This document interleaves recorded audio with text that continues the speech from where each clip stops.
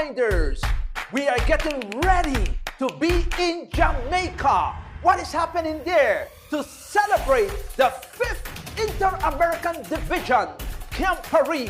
You cannot afford to miss it.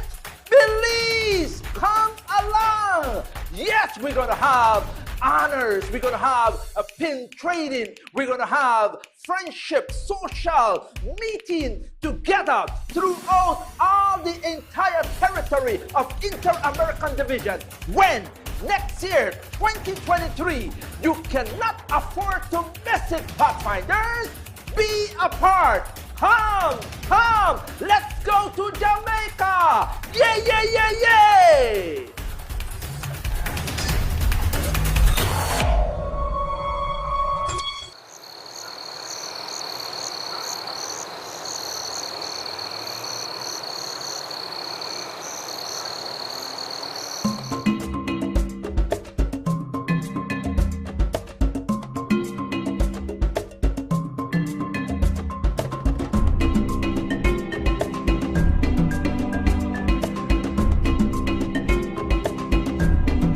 Hello and welcome back to Defining Your Health. We are so happy that you're here, whichever platform you're watching us from, be it Facebook, YouTube, or Channel 98.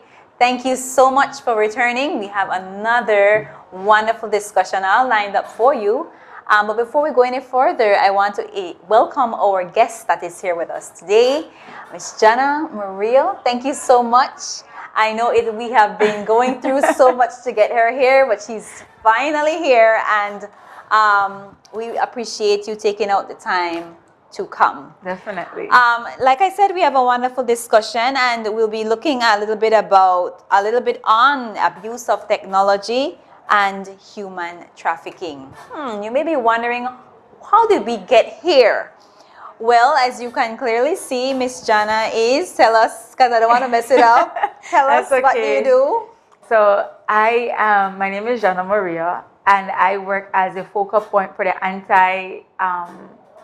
Anti-Trafficking in Persons Council here in Belize.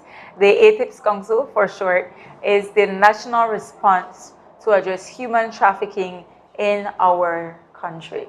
So my day-to-day just looks a lot like coordination, meetings, anything that has to do with addressing what is trafficking in a country. I am a part of that. Wow, that's awesome work. So when she's on Sabbath morning with us, during the week she's there.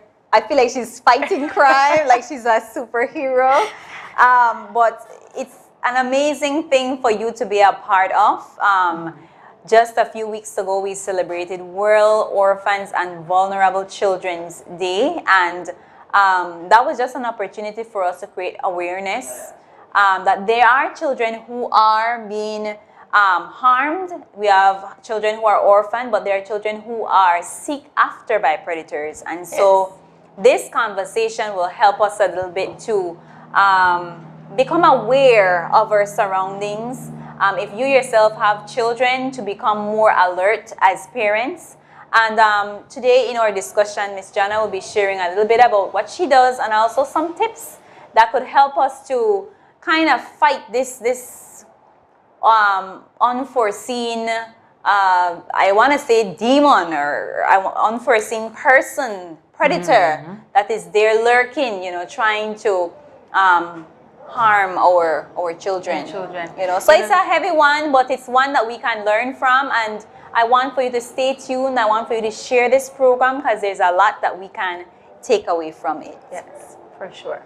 And I want to say, I'm a part of the crime fighting team, the superhero league, but the true superheroes are the police officers investigating, the prosecutors in the courts, making sure that these cases are strong, and the social workers that are the ones taking care of these people that are victimized. So I always want to make sure that when we think of addressing trafficking, we always keep those the three groups of persons in prayer, because they are on the ground doing the hard work.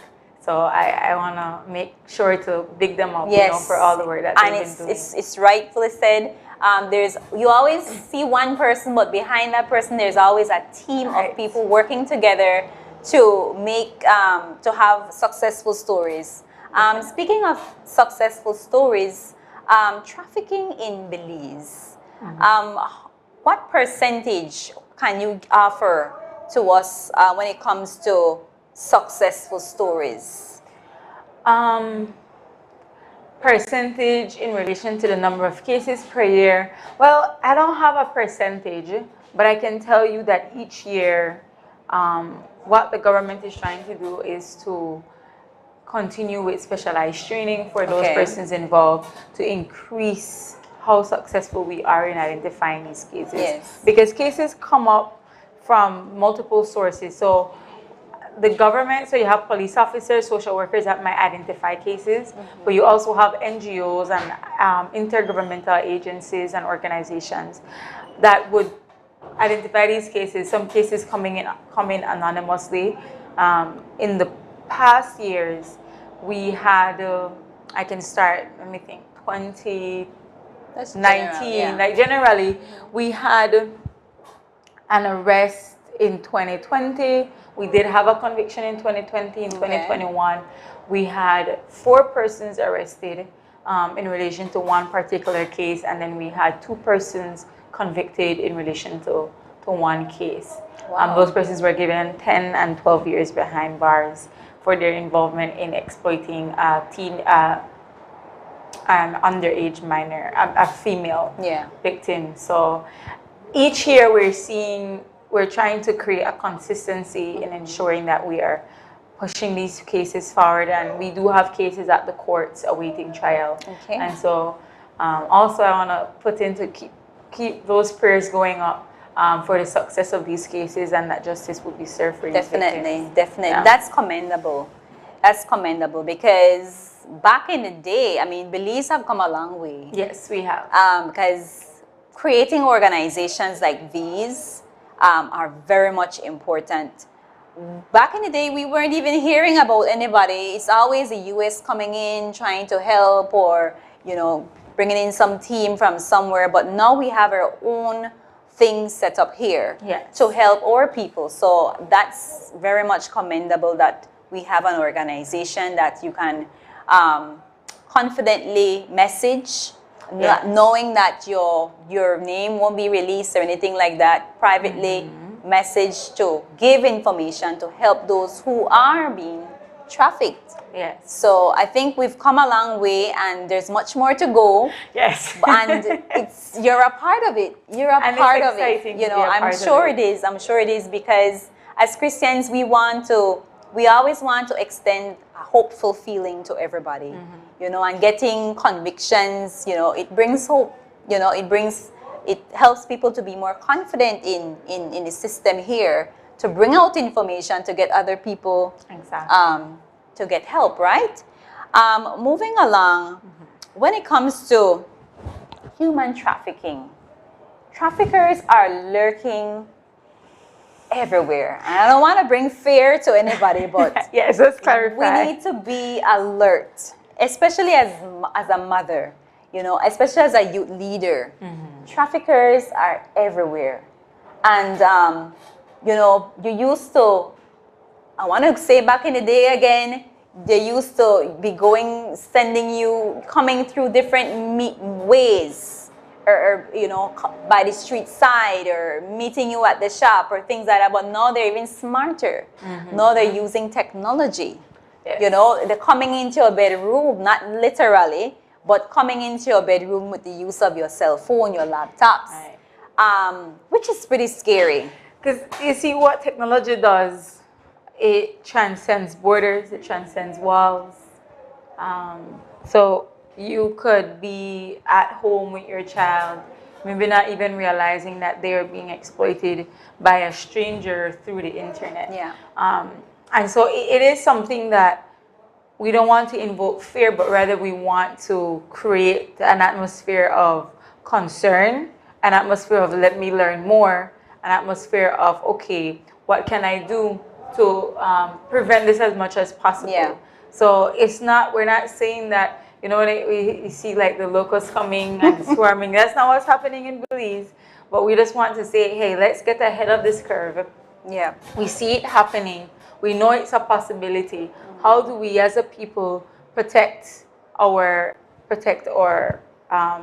allies? How do we protect our children, our friends, our families? Because it's not just young girls that are at risk. Yeah. Young boys, you have men and women that are also at risk. But we do have a group that tend to be more targeted, definitely, by traffickers. But technology, it's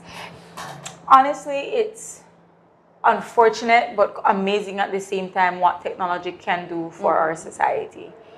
It has, in the same breath, helped us to jump into the future and experience so much. It's what's helping us being able to broadcast this to the people listening today. But it's also what allows criminals to engage in activities with less risk and a higher success rate, unfortunately. And so with that being said, we have a huge responsibility as parents to be more mindful. Very. What I've seen, I'm even guilty of it. A lot of times, to keep the children quiet, we give them the tablet or we give them the phone, and we say, play this game, just keep yourself, just stay out of the woods for a little bit because I gotta get some work done. Not realizing that we are exposing them to a lot of things. Not only things on the internet, but at times it's through these avenues that predators, they utilize. And so we got to be careful. We got to be vigilant as parents. Look out for these things. Yeah, so when we think of allowing our children on social media, what age are we allowing them to have access to these apps like Facebook, Instagram, Twitter, TikTok, Reddit? I don't know all the other names, but when we're allowing them access, what age are we allowing them access to these apps? And not only what age, but have we taught them what predators could look like and come to you as? There are many people that find the love of their lives through the internet, but those stories are not the only stories that exist. We do find that traffickers would employ a tactic of, I will show interest, I will fall in love with this person, they'll fall in love with me, and through that affection that they have created between them and their unsuspecting victim, they would request things to be given to them, maybe pictures of that young lady or that young man. They would send a picture and say, oh, well, this is, I love this person, and they think they're talking to someone their age. They might be talking to someone so much older, and sharing pictures and saying, well, I love this person, so this is okay, and not realizing that this person will then take those pictures and sell them on the internet for profit to other people, older men, older women that would want access to these pictures. That's just a very specific example, It happens in many other ways, but it's just a simple way to think, well, it's nothing harmless, they're just chatting to someone on Facebook. You have to know who your children are talking to. If you can't meet a parent if you can't meet that parent for that child and the child, we will do a little video chat, figuring out, okay, who is my child talking to? Is it safe for them to be talking to? Who is the family associated with? We have to be able to be vigilant. So true. And in a day where cameras are everywhere, if you can't video chat with someone, that's the first red flag that you should, even when it comes to looking for a partner online, if you can't video chat with that person, that should be the first thing to think, something's not right here. Something is not right. Yep. Yeah. Speaking about that, when we give our children these devices, at times as parents, we don't go back to check. Or ask the question, what are you watching? We don't remember until 2 hours after, oh my goodness, this child left on this device for too long. So what would be good is to maybe set a timer or go back to check just to make sure, because men, as we're humans and we will slip, we will, I'm telling you, we will get busy and we will forget. Go back and check, make sure you're having conversations with your child, like you said. we have to look out for these tactics. You know, they come in all kind of ways. You know, and it's so sad, Juanna, but a lot of our young people, they're so naive. You know, they're so wanting love and looking for attention, looking for acceptance in many different places where it should be happening at home.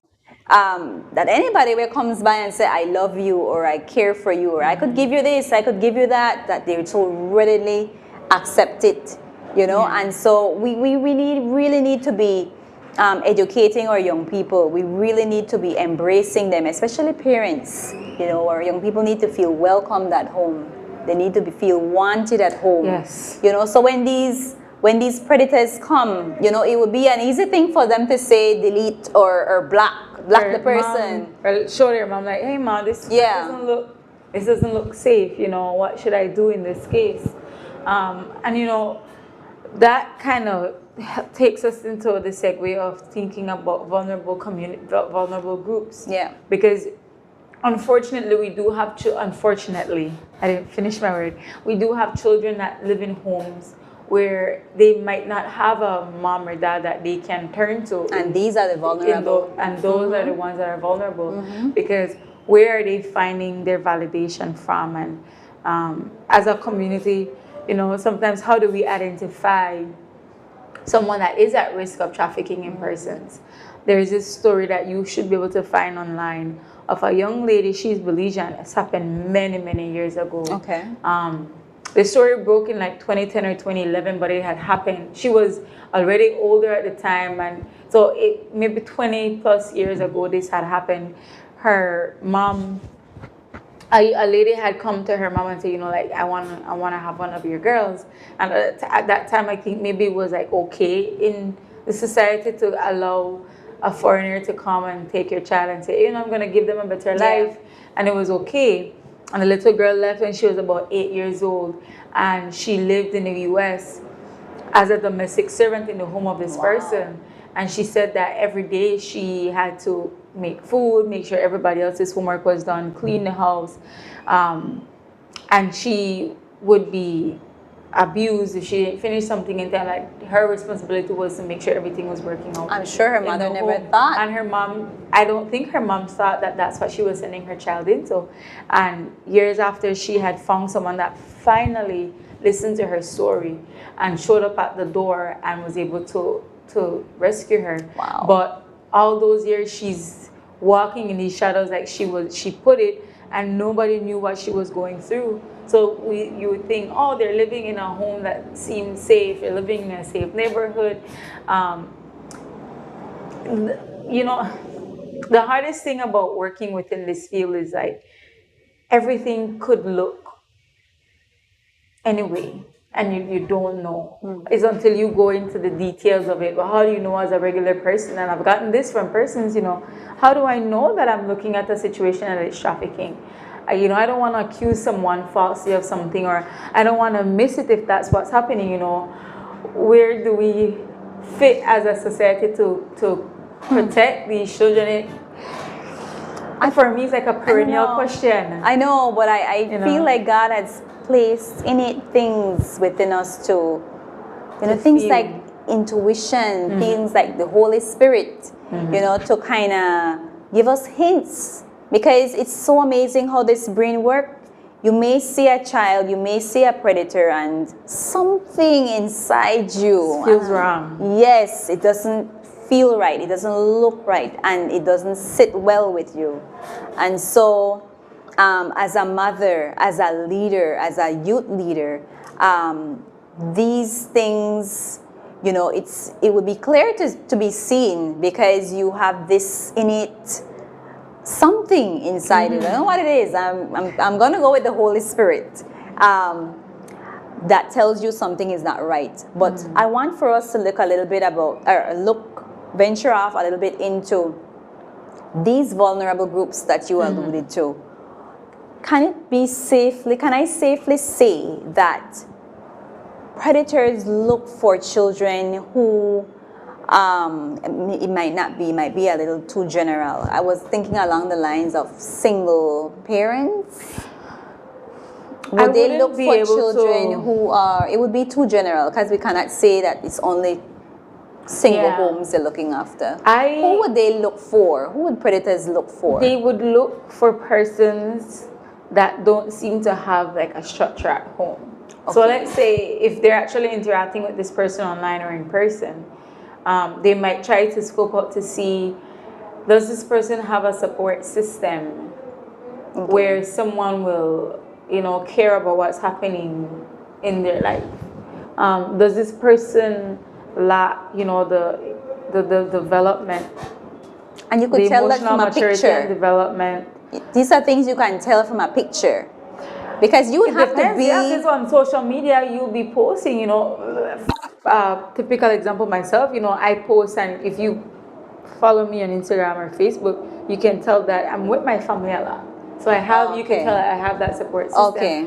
Sometimes, depending on what persons may post, they might post and they use Facebook, they use the internet to rant about their home situation. And traffickers will say, okay, this is where I slip in. That makes a lot of sense. That makes a lot of sense. And that's a warning for us.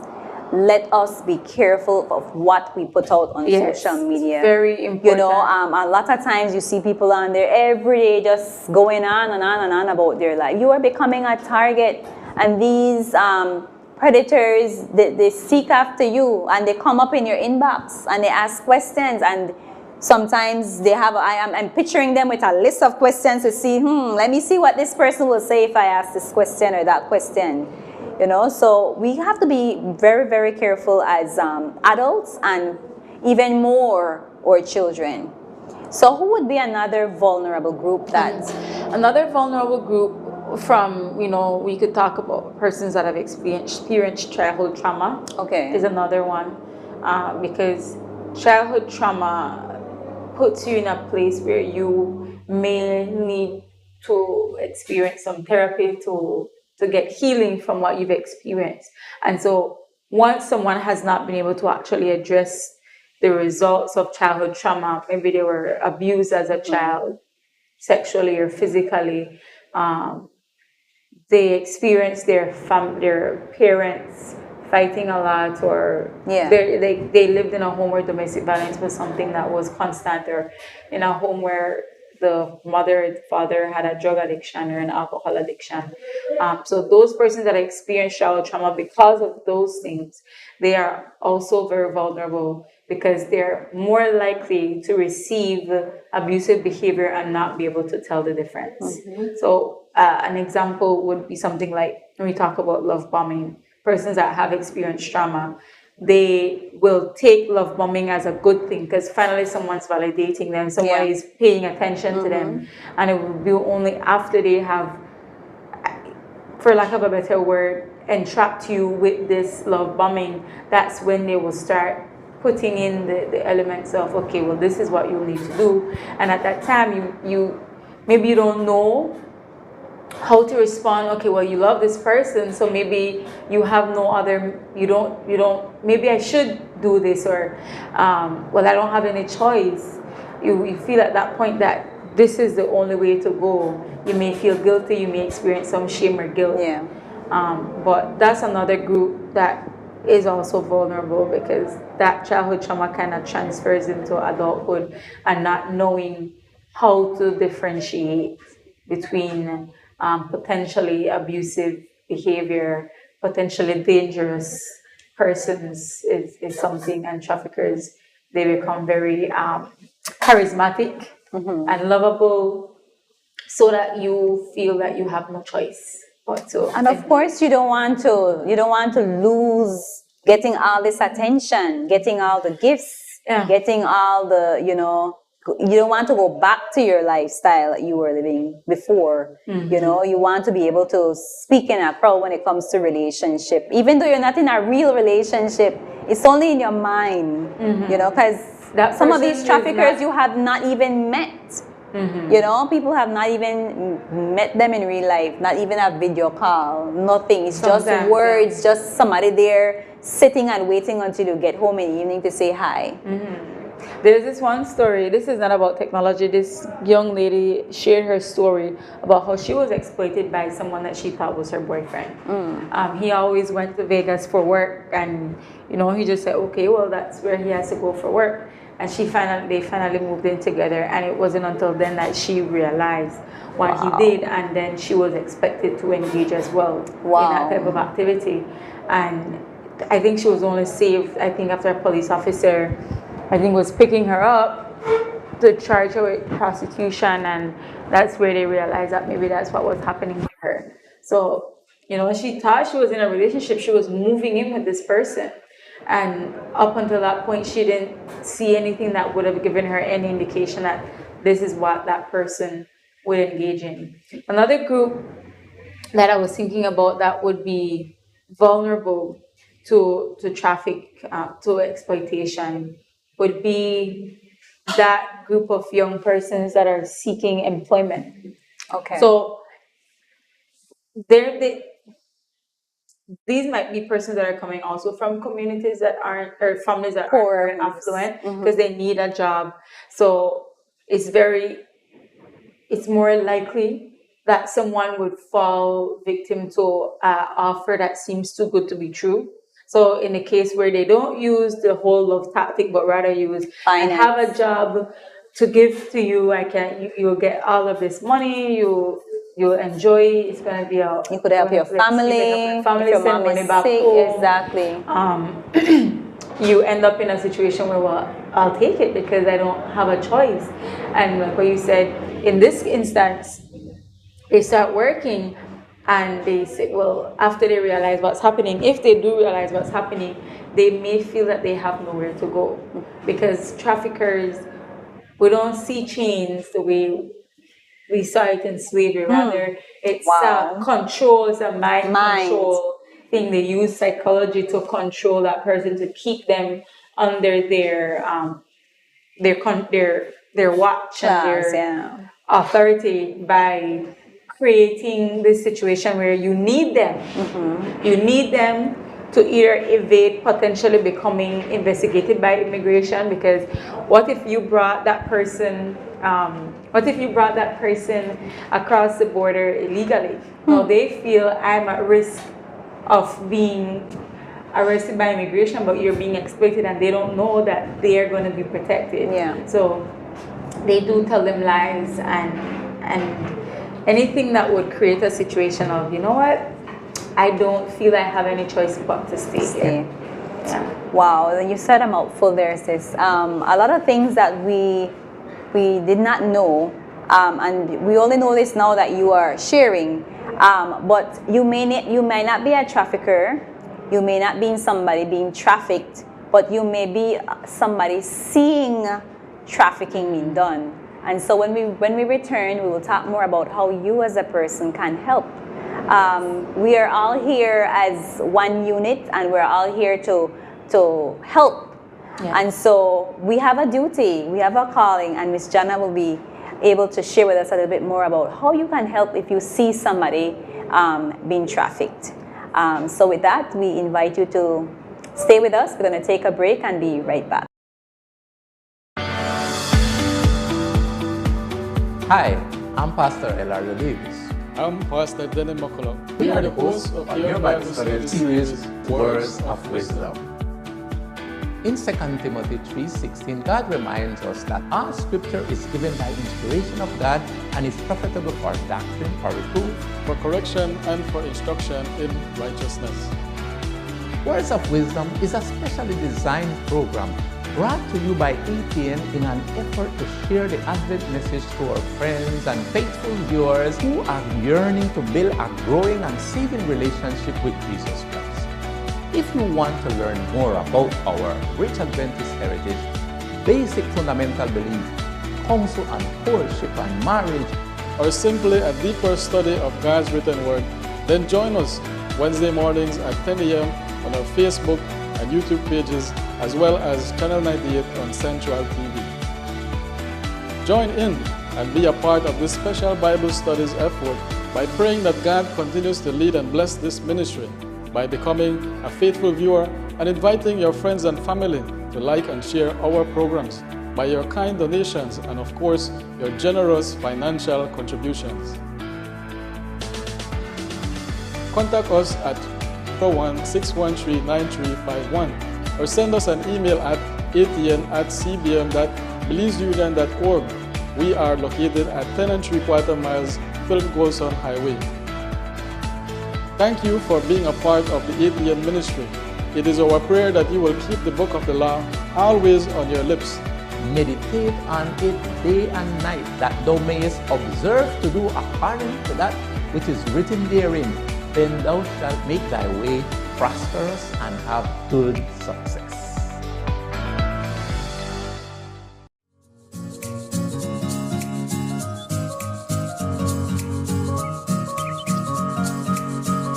Really understand our youth and the challenges they face? Are we truly listening to what they're saying or even care about how they feel? Youth Come Alive is a new and innovative program where we discuss issues that matter, such as spirituality, sexuality, relationships, addictions, careers, and so much more. Join us on Tuesdays at 6 p.m. on all our streaming platforms. Youth Come Alive, a program for youth.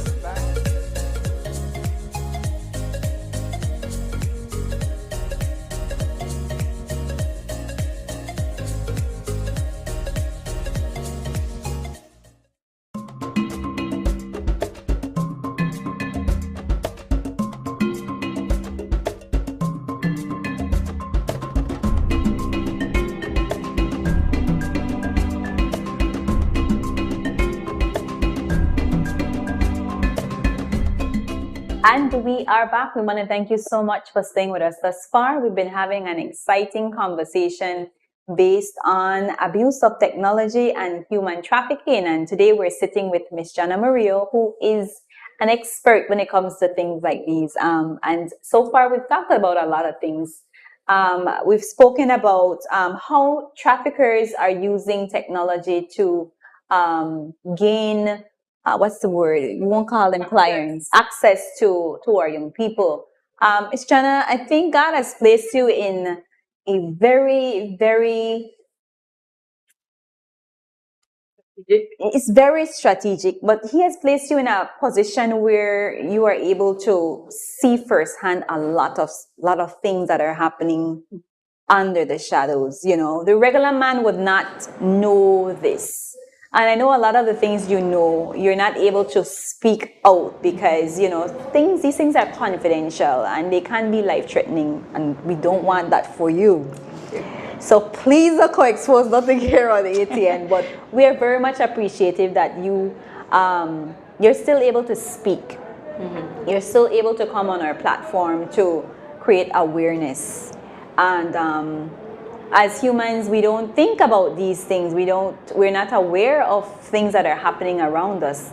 But in this segment, we want to kind of bring a little light, or shed a little light on how parents, how teachers, how leaders, church members, or just a regular man can be able to stop trafficking from happening. Mm-hmm. But before we go any further, I want for us to talk a little bit about do you think traffickers are more after young girls than boys?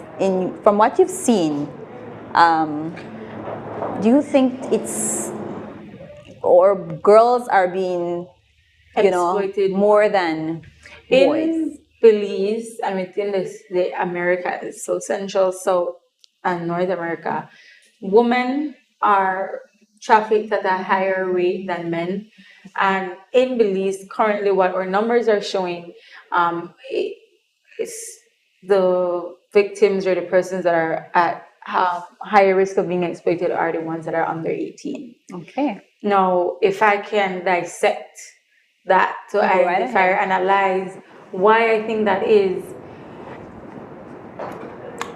I can't say as a matter of fact from the government's standpoint, like this is what we think the reason is, but there is a demand, and the demand currently looks like younger girls. And these cases of trafficking, they're not happening in bars all the time, like what we might suspect. Yeah. It could be in the homes. Okay. Where you have an aunt, an uncle, your mother, your father, someone that's close to you, a family or family friend, that you would say, this is someone I can trust, becomes the very person that would actually exploit that young person and sell them, or sell them for profit by having men or women use that person. And I want to make sure to make a important clarity that in Belize, traffickers are both men and women.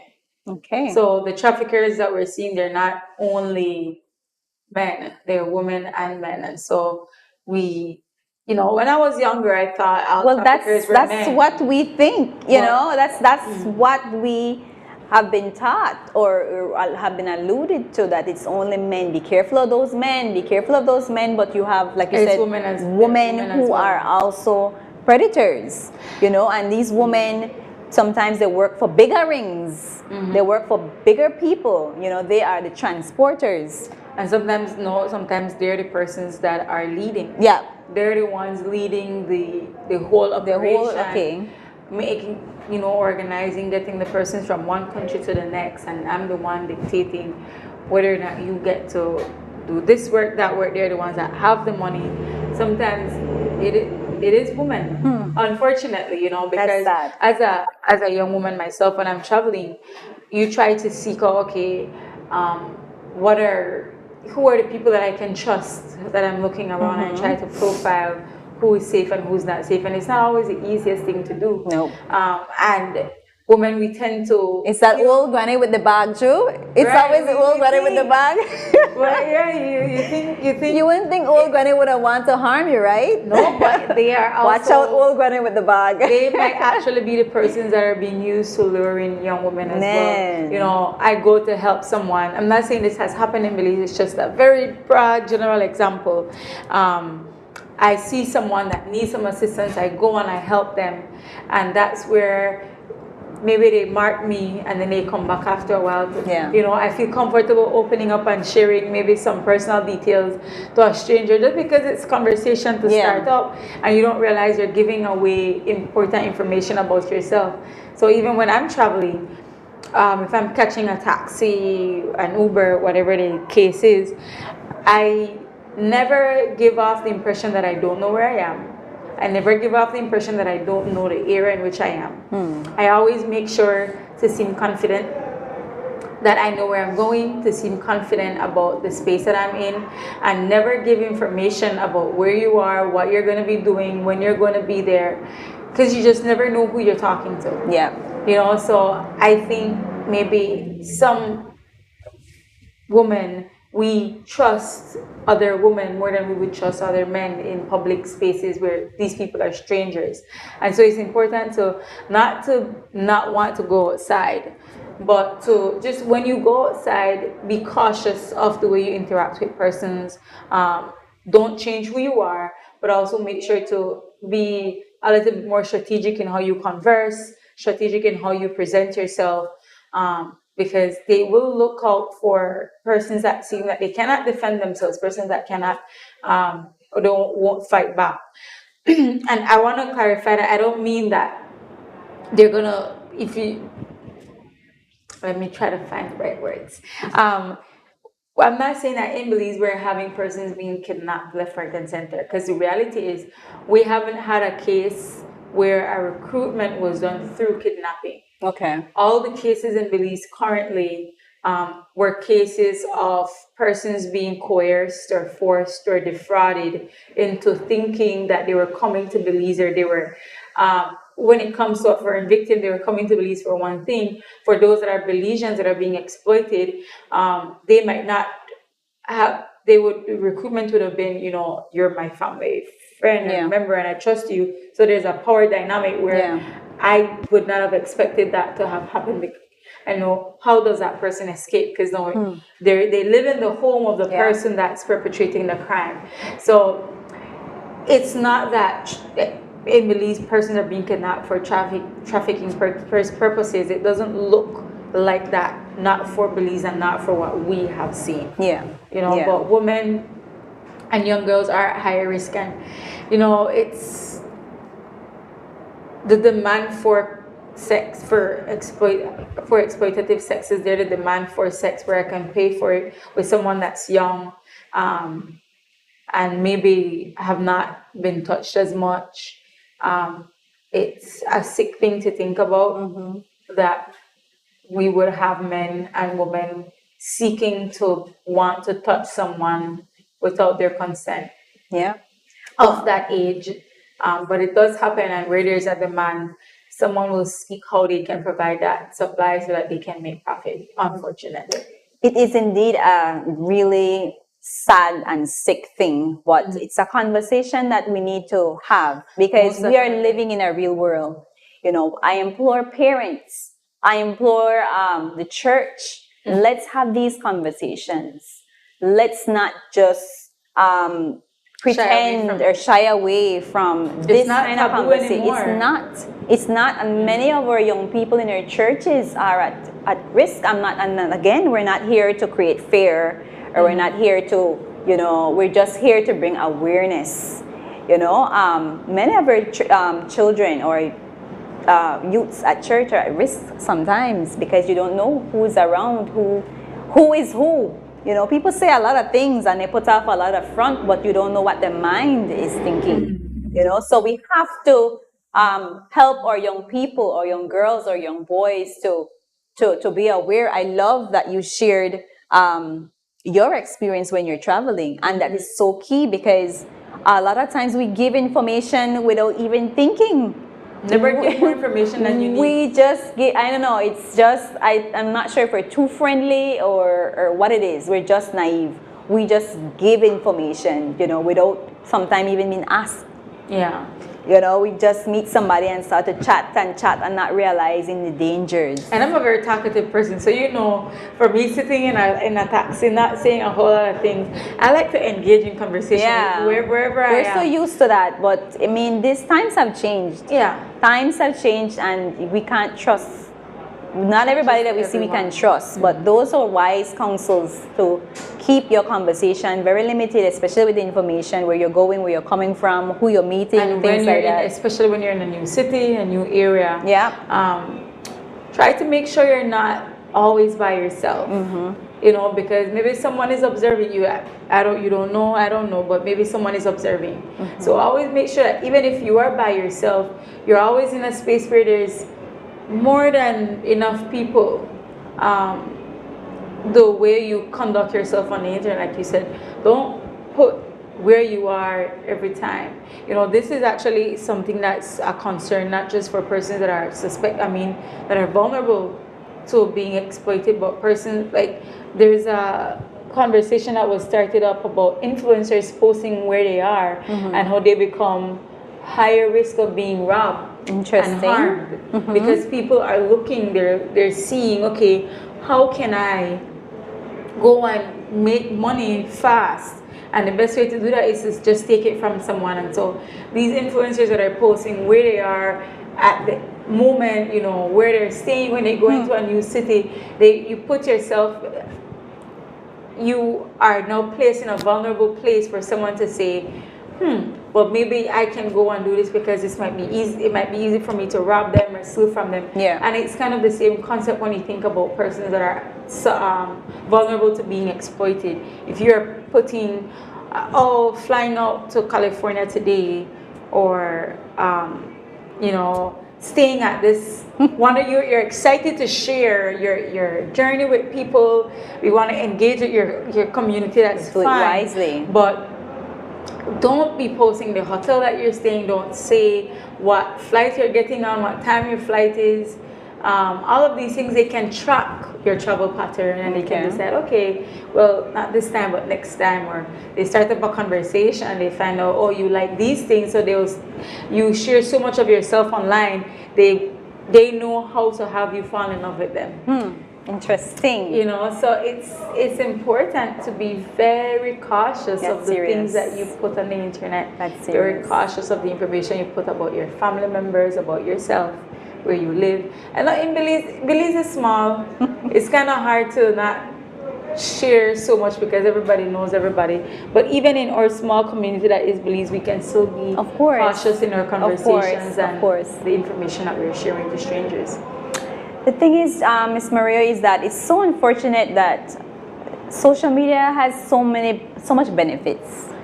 People are able to find long-lost family members. They're able to, find jobs. They're able to connect. But with all the benefits comes a lot of disadvantages as well. And I think social media is like one of the breeding grounds for traffickers. They just sit there and scroll through all day long to see who will be the next. Who will be the next. And it's so weird because sometimes you get a message in your inbox from people who you don't even know. And they just start off with a simple hi. Yeah. And you find out when you see that simple hi, what you do next will tell the trafficker what they will do next. So we got to be aware. And as we are wrapping up this conversation, the holidays are here. Our children will be out again from school, another Christmas break. How can we help our parents to help their children to be more vigilant, to be more aware, and to stop a trafficker from aggressing or young children? Yes. I think it goes back to what we mentioned earlier in the segment. Your children are gonna be home, and depending on how old they are, they're gonna be able to be home by themselves. So now they're outside of school. There's no one monitoring them 24/7 in school. They're at home and they have access to everything, and you don't know what they're doing on that tablet or what they're doing on social media all day. Now, it's hard because you don't want to take away the privacy that your children have, but you want to educate your children and talk to them. I'm always an advocate for parents creating a safe space for their children to feel open to come and speak to them about things that they're having, having issues with, or maybe uncomfortable conversations that they don't realize might be happening. It's also important for you to educate your children. We have to step away from this whole idea that these things are taboo, because if we don't educate our children, someone else might, and in a way that we don't feel comfortable with, and in a way that might be unsafe for that child. Definitely. So you have that conversation with your child. Don't accuse them. Don't let them feel that they have to fear for the world, but rather, hey, when you go on the internet, don't talk to strangers. If you have you speak to people that you already know. Don't plan to meet up with anyone. If you met somebody online that you think is your friend, allow time for me to be able to verify that this person is safe for you to be able to see that person. And if your child wants to meet up with someone that they met online, like a pen pal, which is something that is real. I haven't heard that. But people still I haven't have heard that. pen pals in a long time. People's pen pals is not through Instagram and Facebook, so it's not actual writing, but they, Can they you have tell their I'm people that aging? it's okay. You meet those persons online first. Who am I meeting? Don't meet people in person without knowing who they are. I think it's something that is very unique. It's very situation based, but you want to know what your child is doing, but you create an environment where they are comfortable telling you what they're doing. Okay. And you don't let them have to figure it out on their own. You educate them on what to look out for. So, know a new person, a new person coming to talk to you, what is your purpose for talking to you? That's my rule online as well. If a person that I don't know, I don't have mutual friends with, adds me on Facebook, I don't accept the friend request. What do you want? What do you want? What is the purpose of our conversation? I've had maybe two persons, I don't know how they got my number, but persons that I I'm not familiar with, and I've inquired, you know, how did you get my number? And there's always a wrong like a dance Running around circles, yeah. the way that they actually got my number. And I'm just like, okay, well, I'm gonna block you because I don't feel comfortable talking to someone on WhatsApp, and I don't know how you got my number. Yeah. You know, so familiarity is very important. Know that your family can be your traffickers as well, could exploit you. So also know that if you don't feel safe, you can always call and report that you don't feel safe to like the nearest police station. You could call social services to report that Tell you feel somebody. that you need to Tell someone. tell someone that you don't feel safe. A teachers are mandatory reporters. So tell your teacher if you feel that you are being abused or exploited at home. You can tell a doctor when you go and see a doctor, you can tell a doctor that you don't feel safe. There are certain persons that are required by law to report cases of abuse and sex abuse. And so you find that teacher that you trust and you speak to them. If you have a school counselor, that's also someone that you can go to and confide in. They would know what to do if you do feel unsafe in the home that you are currently living in, you know. And when all else fail and you don't have anybody to turn, kindly share your tips. Yeah, so the Trafficking Persons Council has an Instagram and a Facebook page, so you can add us, you follow us, and you can ask us for tips. I'm the one that actually manages the page. Okay. It's the information shared there is private, it's confidential. If anybody makes a report through those mediums, ensure that you share as much information that you can without putting yourself in danger. And we will make the necessary arrangements. When the report is received by myself, I always ensure to share that information with the police unit that investigates these crimes. And they never ask me for the name of the person that makes the report. Okay. I only simply report the information, and I have a practice of deleting that report afterwards so that persons don't feel that their name can be associated with the case. So if you know something, don't feel, oh, I can't report because I don't want to have to go to court. You do not have to go to court. If you provide information to the police unit, it is their responsibility to bring a case and strengthen that case by doing their investigation. They should not have to rely on you. Wow. So if you don't have any desire to be a part of a court case, but you know something, you can still say something, because the reality is you don't have to appear in court. Okay. The police will do their job and they will have to find their witnesses. And that's, I think that kind of scare a lot of people, you know, because they don't want to be involved. Yeah, they don't mind reporting because they've seen something, but they to don't be want to involved be in a case, associated with the case, going back and forth, and then having your family exposed and your face out there, and you know, the threats that you may get, you know, that's the scary part. But I don't think that should stop somebody from stopping a crime. Yeah. I want to make a clarification though, just in case it was misunderstood. Two things.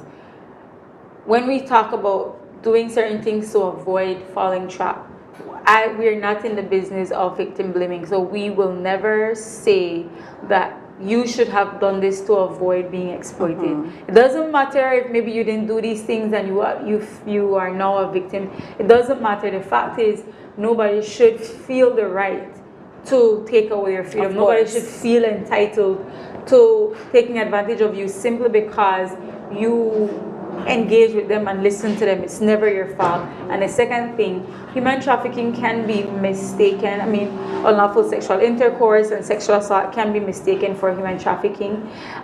So the police that I work with, their jobs are to investigate human trafficking cases. Okay. So we don't deal with unlawful sexual intercourse. We don't deal with sexual assault or domestic violence. We deal with just human trafficking. So some cases come to us, the police would say, well, we realize this is another version of gender-based violence, and they will refer it to the proper authorities. So the work that I do is just human trafficking. So I just wanted to make that clarification. Wow. Yeah. As we're coming to a close of this conversation today, I must again you commend you on it. You guys are doing heavy work. This is heavy work. You know, this is the work that will keep you up that night if you don't have your mentals together. Because I'm sure you've seen so much, seen and heard, have heard so many things. You know, I know many times you may have been lost for words, the things that people do for money, to harm other people. And I know there are many stories that you can share that you've seen or heard about, but it's so mind-blowing to even think that you have some people out there who are out to get you, that are willing to harm you and to, you know, just for money or just for fun, I don't know. But this is the world we live in. It's always for profit. This is the world we live in, and as Christians, as believers, I mean, it's not strange to what Scripture has said, right? But for those who may not know, or for our children who are naive to everything, we need to continuously have these kind of conversations. You know, not only on this platform, but we need to have these conversations in our homes. Parents, again, we implore you, sit and have these conversations. Talk to your children. Help them to be aware of things that are happening out there. A lot of times children are impressionable. They're so naive. They just run to anybody that wants to give them a chocolate or money or whatever. Right. You know, especially if it's an issue in the home, finance is an issue in the home, that's easy. That's easy, you know. But as you share, you think about your final words you want to share today. I just want to thank you for being here. Could you share with us some final thoughts as we are wrapping up the show? There's this quote that I like to use. Let me see if I can find it. There's a quote that is become one of my favorites. It says, "May we not think of our freedom to do as we please, but as an opportunity to do what is right." Okay, love it. And I love it because I think when we are free, we think, well, you know, I can think about myself, I can do what I want, but there are people out there that are relying on those that are free to free them. And so how can we, as citizens, the smallest things, don't think of anything big, think of how can I, as a citizen, make Belize a safer place for our young boys, young girls, for our men and women. Don't remove yourself from these situations, but rather feel a part of how can I be a part of the change. If you see something that's not being done right, you report that. Even if you think that maybe from how we are responding to something, say that to us, because we always seek of ways to improve the way that we provide care to these people.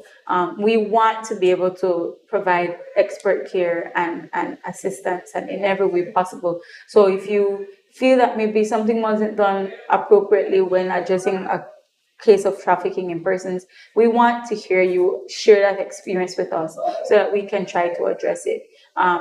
Because at the end of the day, we social workers work hard to provide victim-centered care. The police officers work hard to ensure that they respect the trauma that these persons might be experiencing, and the prosecutors do the same, and they ensure that when they speak to these persons, they explain to them what they're going to be up against, what they're going to be experiencing, to prepare them. And so just as that, we want you to help us improve what we do and use your freedom for good. Well said, well said. And just like Jesus, who took it upon himself to care for those who are orphan and those who are vulnerable, children specifically, it is our responsibility to do the same. Again, I thank you for being on the platform today on the show. And I thank you, our viewers, for staying with us to the end. I pray that something we have shared today might have caused you to move towards that something that you saw, and reach out to ATIP's Facebook page or their Instagram. I'm sure there's a number they can call or WhatsApp. Well, the number that I would prefer everyone to when it comes to emergency cases has to be 911. Okay. To report cases anonymously, you can call 922, that is Crime Stoppers. You can also report anonymously through an app. So just as technology can be used for bad, it could also be used for good. Yeah. So there's a P3 Tips app that Crime Stoppers has that you can report cases anonymously. You can also email tips@humandev.gov.bz for any reports or questions or concerns. And I guess we can also add the number on the screen so that they can see Yes. so that they know where to call if anything, but any emergency, please call 911. Wonderful. And be sure that everything will remain confidential. So with that, like we usually say, God bless. As a non-profit organization, the Adventist Television Network solely relies on your financial support. By partnering with us through a monthly donation, you will help us to continue to fulfill the mission in taking the gospel into all the world.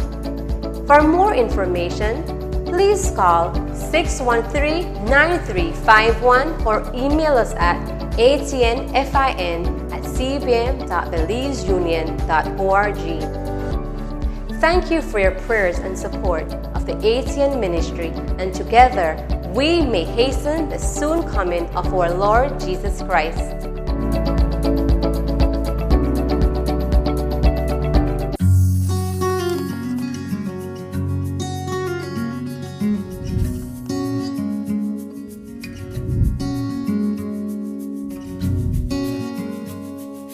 Thank you.